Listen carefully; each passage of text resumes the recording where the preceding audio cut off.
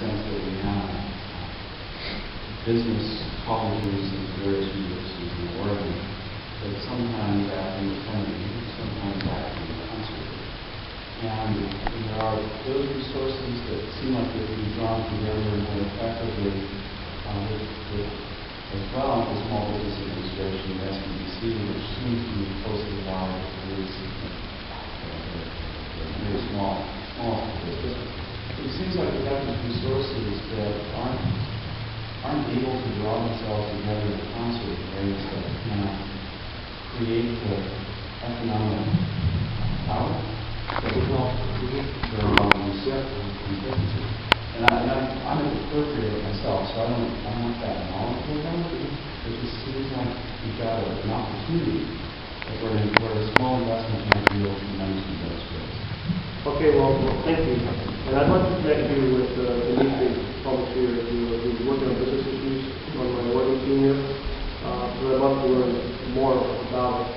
But I think anything we can do to help facilitate small business is the job in our economy.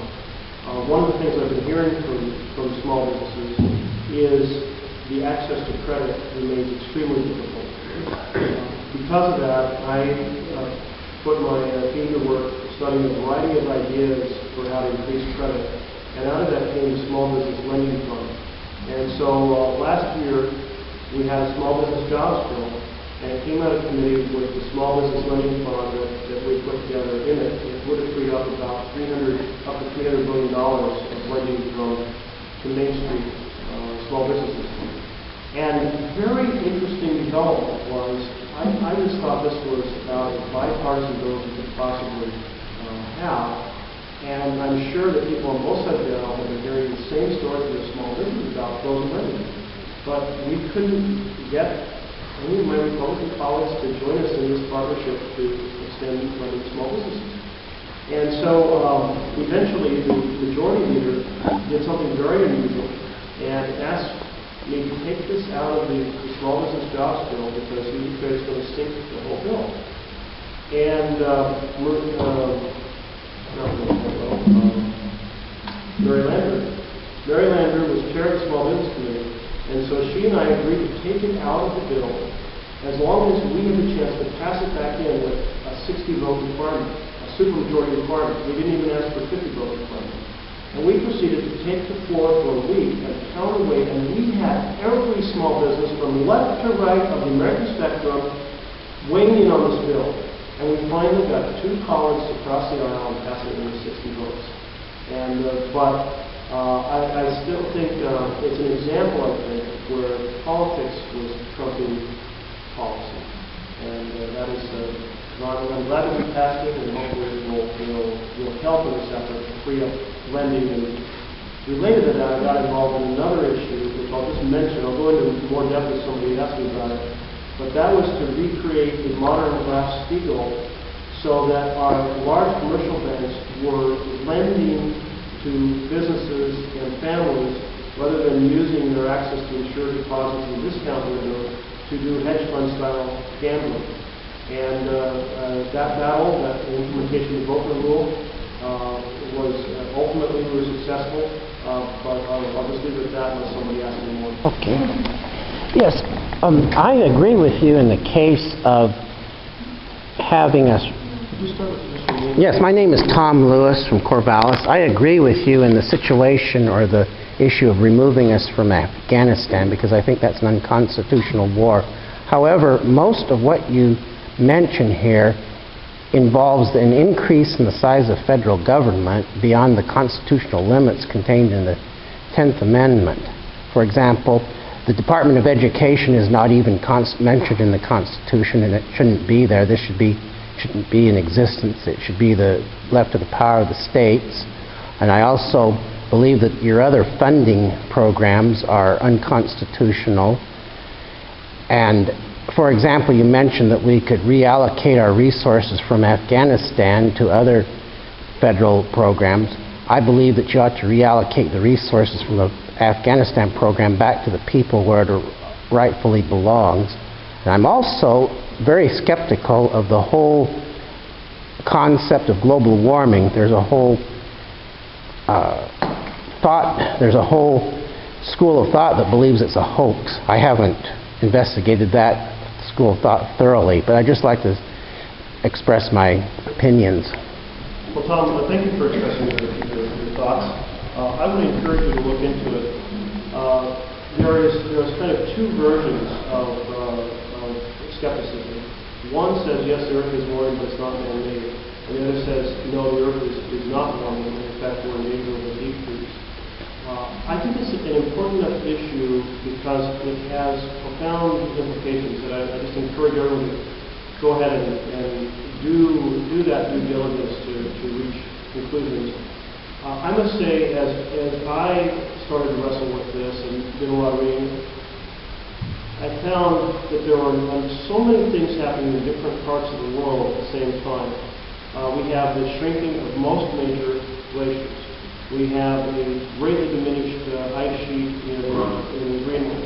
We have vast swaths of permafrost that are melting. We have great areas of open ocean that weren't open for thousands and thousands of years until the last few years. And one of the things that does is there are feedback mechanisms. For example, when ice disappears during a good portion of the year, ice reflects heat back into space. When ice disappears, the ocean absorbs the energy much more effectively, and it stays on the planet. And in combination with the global temperature evaluations, which have found that most of the warmest years since we've been keeping weather records have been in the last 10 years. To me, I've reached the conclusion that yes, it is a serious issue. It has profound implications for a great number of quality of life issues, economic issues, farming issues, economic planning. Thank you for sharing your thoughts.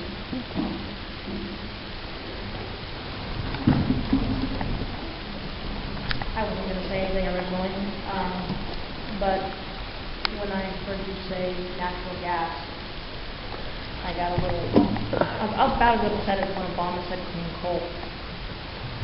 So I just want to mention that I'm very concerned about what's going on with fracking and the fact that when there is incentive and justification put forward for what corporations are doing, they don't have morals. They're not going to be concerned for the people. They're only going to be concerned for the bottom line. And so I'm very concerned about lack of regulation in that area. And what's happening. I mean, if you look at Arkansas, they said, I just read recently they had 16 earthquakes in I think the past month. And they said, oh, that might be related to the fracking since it hadn't happened previously, except once before when they had some fracking going on. And then you can look on YouTube and watch people light their drinking water on fire. And I think an awful lot of people are saying, well, that's not here, that's not affecting me. And I just think at the federal level we need to put a stop to the greed. If we can use natural gas and collect natural gas in a safe manner, that's one thing. But to allow this to go on, it's not okay. Well, I think you have to. I think you summed it up this time. Reflecting in a safe manner. It's not that long ago that natural gas was being flared off at a completely wasted resource with all the carbon dioxide that was floating in the atmosphere all the heat. And so that clearly was not the best end of policy strategies. And you're raising a concern that certainly has to be part of the public policy debate, which is are the modern methods of obtaining natural gas affecting drinking water around the country. That's very good concern that has to be brought in.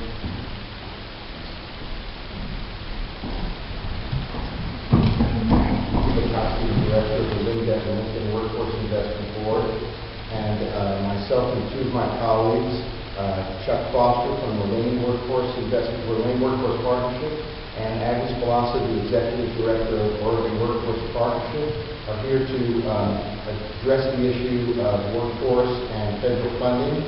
And I think I'm just going to say one brief thing and then ask Agnes to